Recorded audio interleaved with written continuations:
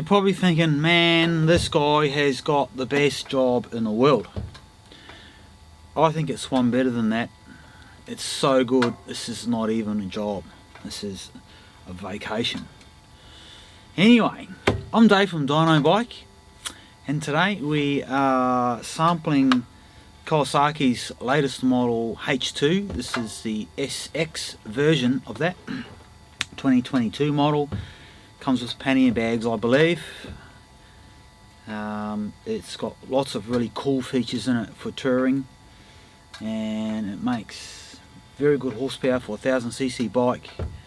And to be honest, if I was inclined to be touring for any length of time, this model bike would be high on my list. So for those that are out there looking for a sports touring bike, something that's got good technology, good useful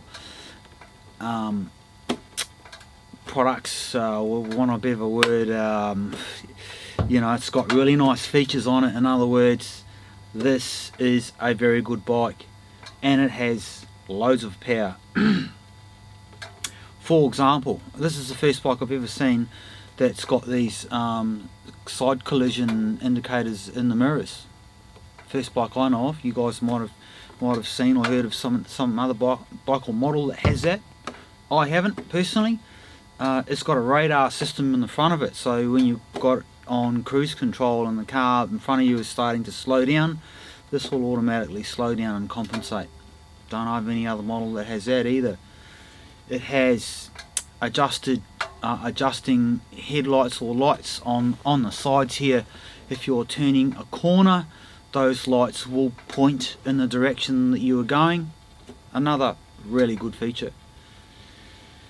And I'm sure there's a whole bunch of other features on this bike that I have yet to discover. Anyway, let's talk about horsepower. It has, at the back wheel, 100... I'm going to round it off. It's got 180 horsepower. It says here 179.68. Let's call it 180 horsepower.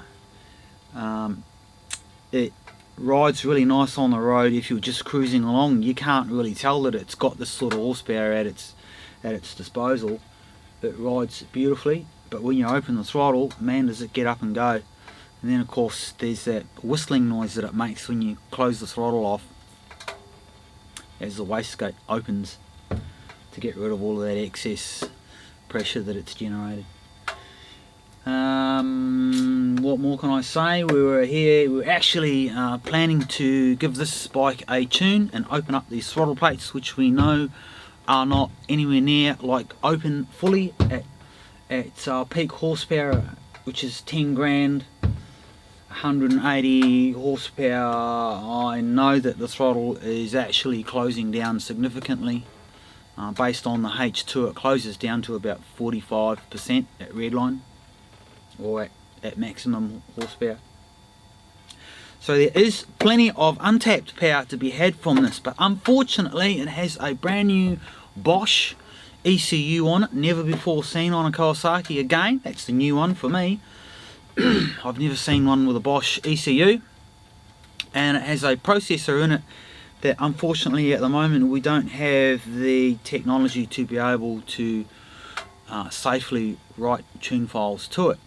So we have some very clever people working on it in Europe, and eventually at some point in the near future, hopefully, we will have the necessary tools to be able to modify the tuning maps and see how much this bad boy can actually produce.